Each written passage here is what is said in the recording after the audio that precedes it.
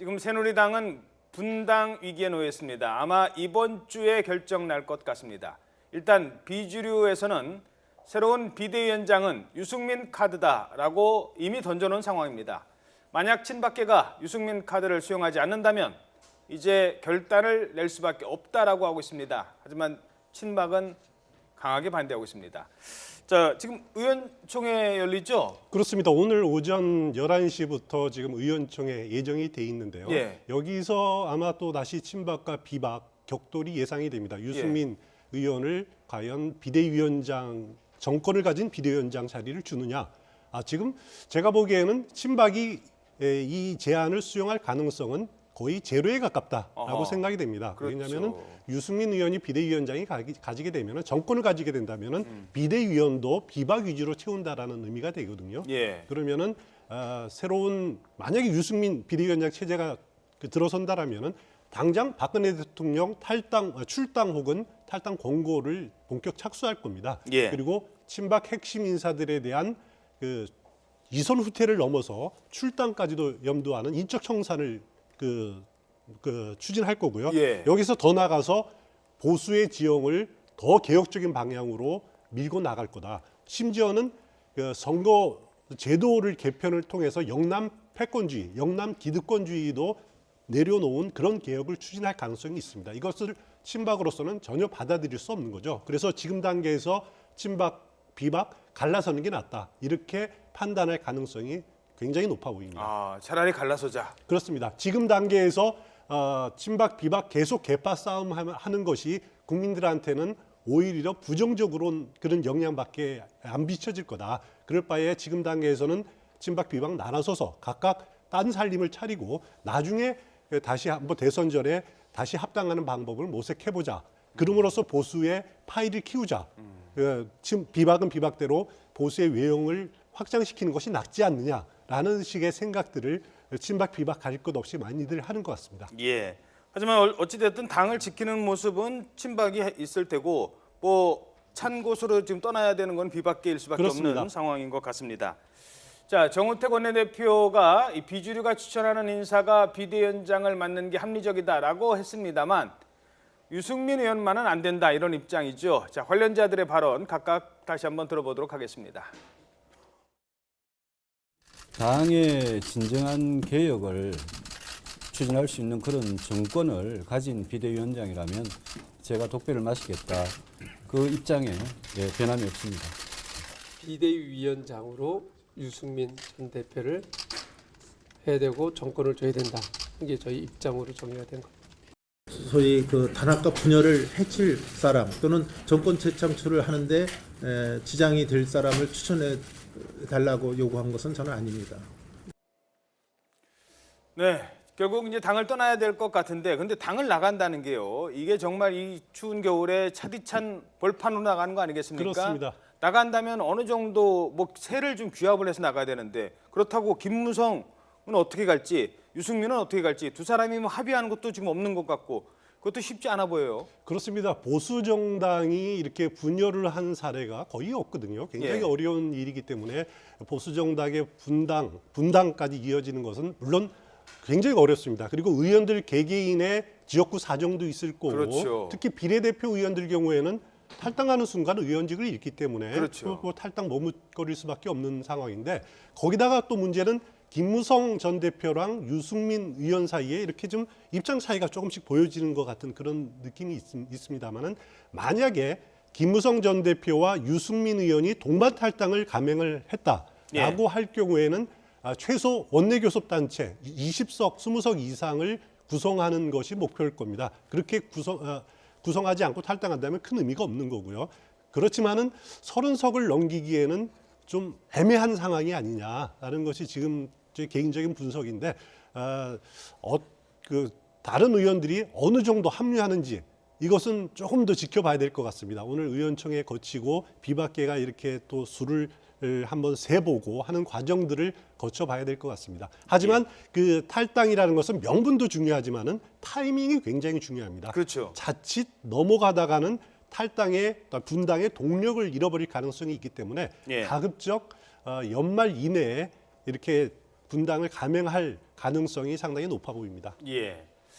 자, 뭐 유승민 의원 한때는 박 대통령의 최측근이었는데요. 이번까지 만약에 탈당을 하면 뭐 한 세 번째 되는 건가요? 친박으로부터 쫓겨나는 게? 그렇습니다. 세 번이죠. 지난 총선 때 공천을 못 받았으니까 예. 네, 세 번째가 되는 거죠. 그러면 왜 이렇게 결사코 유승민만은 안 된다 밀어내는 겁니까? 친박에서는. 유승민 의원 경우에는 보수 진영 중에서도 상당히 이렇게 그 개혁적인 입장을 많이 취해왔습니다. 그 증세 없는 복지는 허구다라는 식으로 그런 입장도 밝히고 그렇죠. 박 대통령의 그런 보수적인 정책과는 상당히 거리를 좀 두고 있기 때문에 물론 유승민 의원으로서는 지역 기반이 대구 아닙니까? 대구 경북이기 때문에 탈당을 이렇게 선도적으로 감행하기에는 굉장히 부담은 많을 겁니다. 그래서 최후까지 당내에서 혁신을 하겠다라는 그런 입장인데 만약에 그 명분이 친박의 거부로 막혔을 때 차단됐을 경우에는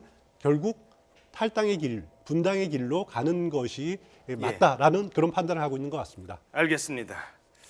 자, 이런 가운데 신임 정우택 원내대표 어제 야당 원내대표를 만나기 위해서 야3당 원내대표를 취임 인사차 차례로 방문을 했다고 하죠. 그런데 일제히 면담을 거부당했습니다. 문전박대당했는데 친박계 원내대표를 협상 상대로 인정하지 않겠다는 야권의 방침인 것 같습니다. 화면 함께 보시죠.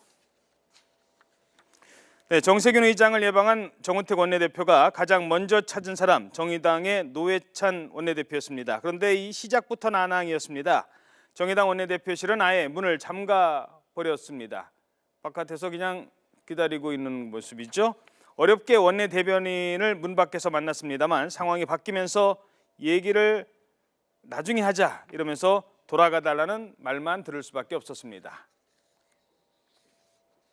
오늘은 그냥 돌아가시고 다음에 좀 전국이 상황 변화가 있을 때 연락드리느라고 오늘은 조 대표의 공식 의견이시죠? 예 그렇습니다. 오늘은 면담 저희가 곤란합니다. 제가 왔다 갔다 하는 얘기는 좀 해주시죠. 예. 자, 그래서 이번에는 박지원 원내대표는 있겠지라고 국민의당 박지원 원내대표를 찾아갑니다. 하지만 상황은 마찬가지였습니다. 박 원내대표는 어디론가 가고 없었고 비서실장만의 얼굴만 보고 결국 발길을 돌려야 했습니다. 시간을 못 맞춰서 미안합니다. 잘 말씀드렸는데. 예.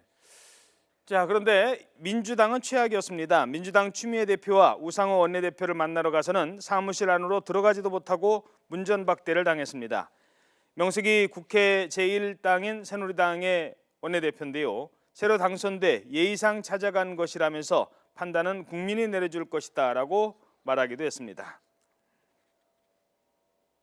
제가 어떤 점에서는 제 모든 자존심을 감추고 이렇게 했습니다만은 이런 저의 이 참는 모습이 오히려 야당 분들한테 더 좋은 이미지로.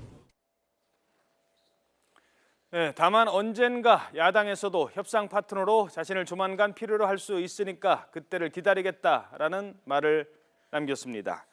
정우택 원내대표 자리 잡을 수 있을까요? 어떻게 보십니까? 지금 상황에서. 지금 당장은 냉각기가 필요한 것 아닌가라는 생각이 들고요. 냉각기가 뭐 어느 정도까지 갈지 모르겠지만 일단 임시국회가 연말까지로 예정이 돼 있는데 이번 주 지나서 다음 주 정도부터는 조금 대화가 오갈 가능성이 상당히 높고요. 예. 당장 1월에 개헌특위도 구성을 해야 되고 상당히 산적한 여야 협상이 걸린 문제들이 상당히 많이 있습니다. 그래서 어떻게 보면 야당은 지금 정우택 신임 원내대표 군기잡기를 하고 있는 건데 예. 이런 과정을 거쳐야지 정우택 원내대표도 협상 파트너로서 인정받지 않을까 이런 생각이 듭니다. 예, 군기잡기. 자, 이 군기잡기 나오니까 한 사람만 더 짚어보도록 할까요? 바로 황교안 대통령 권한대행 겸 국무총리입니다. 그렇습니다. 국무총리 겸 권한대행. 자, 그러니까 대정부 질문 때 나오라고 했잖아요. 근데 대통령 권한대행은 안 가는데요 했다가 당신은 국무총리 겸 대통령 권한대행이야라고 하면서 결국은 오늘 출석을 하기로 했죠. 그렇습니다. 그나마 다행인 상황이죠. 만약에 오늘 황교안 국무총리가 오늘 내일 열리는 대정부 질문에서 참석을 안 했더라고 하면은 사실 야당과의 협치는 물 건너간 그런 상황이 될 거고요. 예. 국정 운영이 상당히 삐거덕거렸을 가능성이 높습니다. 상당히 잘 양보를 한 상황이 아닌가 저는 그렇게 판단이 됩니다. 이 권한 대행의 법적인 위치라고 할까요? 대통령 권한 대행의 어떤 그 위상 이런 건 어떻게 됩니까? 헌법상은?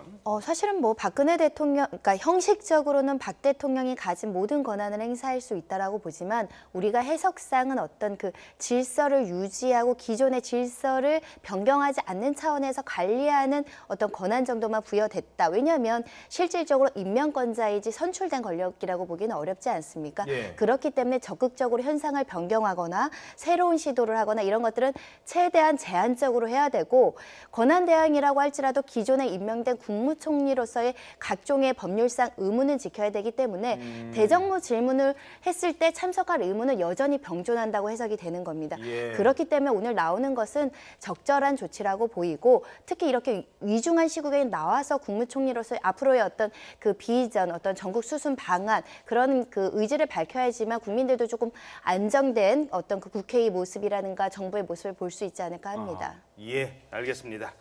네, 지금까지 추은호 YTN 해설위원 손정혜 변호사 두 분이었습니다. 고맙습니다.